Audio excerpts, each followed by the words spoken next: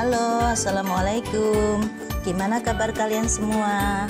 Semoga kita semua dalam keadaan sehat ya. Amin. Anak-anak, hari ini kita bertemu lagi dengan Ibu, Bu Isti. Kita akan belajar tentang sistem organisasi kehidupan.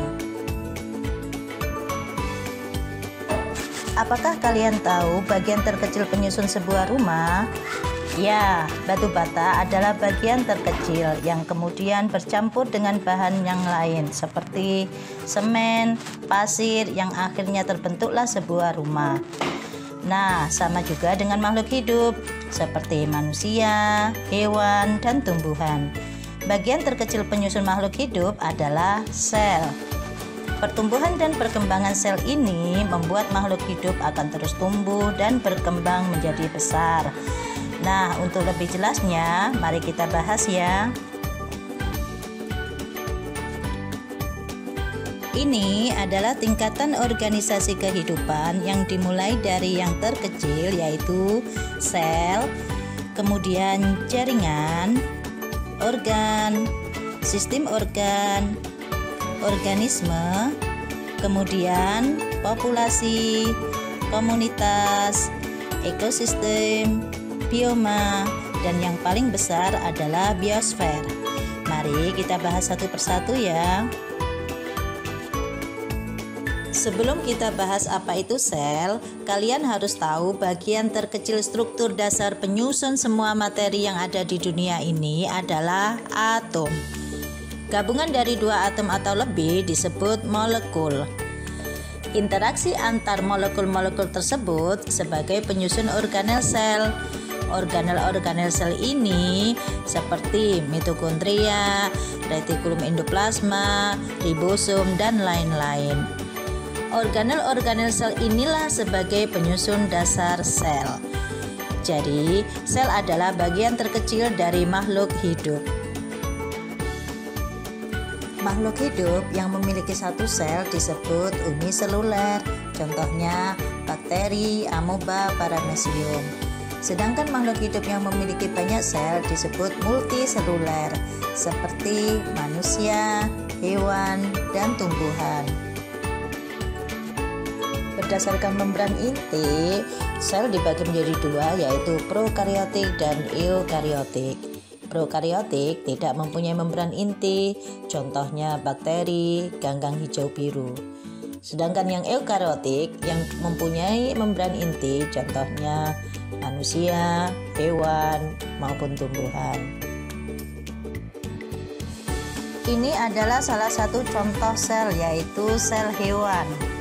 Organel-organel sel yang ada pada sel hewan diantaranya ada membran sel, lisosom, sentriol, badan Golgi, nukleus, retikulum endoplasma, ribosom, dan mitokondria.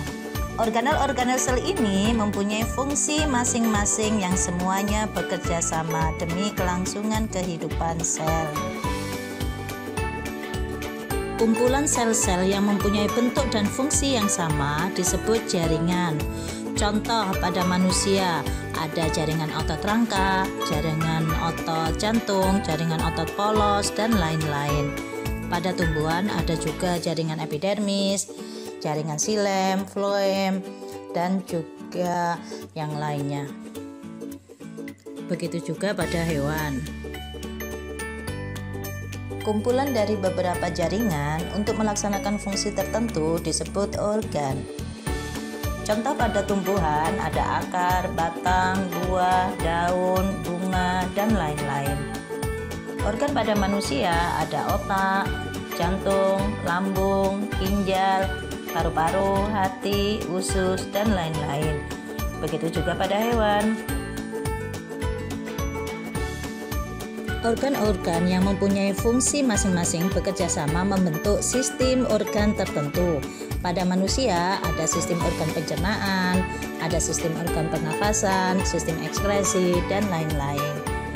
Sistem-sistem tersebut tidak bekerja sendiri-sendiri, tetapi mereka saling bekerja sama membentuk proses kehidupan dalam organisme. Jadi organisme terbentuk dari mulai yang bagian terkecil yaitu sel. Sel-sel berkumpul membentuk jaringan, jaringan-jaringan membentuk organ, organ-organ pada fungsi tertentu membentuk sistem organ, dan sistem-sistem organ tersebut membentuk organisme. Anak-anak, kita telah belajar dari tingkatan sel sampai dengan organisme. Sekarang kita lanjutkan ya. Anak-anak, satu organisme disebut dengan individu. Ini ibu contohkan misalnya individu ikan. Kumpulan dari 2 atau lebih individu disebut dengan populasi.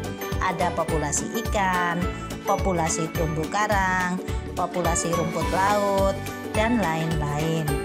Kumpulan dari populasi tersebut membentuk komunitas. Hubungan antara komunitas dengan lingkungan disebut ekosistem. Jadi, ekosistem adalah hubungan timbal balik antara makhluk hidup dengan lingkungannya. Bioma adalah wilayah geografis yang sangat luas yang dikategorikan berdasarkan iklim serta tumbuhan dan hewan yang hidup di sana. Ada macam-macam bioma, ada bioma gurun, bioma tundra, bioma padang rumput, bioma hutan hujan, bioma laut, dan masih banyak lagi. Dan yang terakhir adalah biosfer. Apa sih biosfer itu?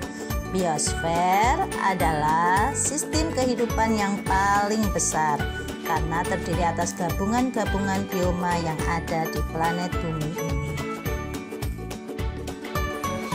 Oke anak-anak, kita telah belajar tentang sistem organisasi kehidupan dimulai dari tingkatan yang paling kecil yaitu sel sampai biosfer.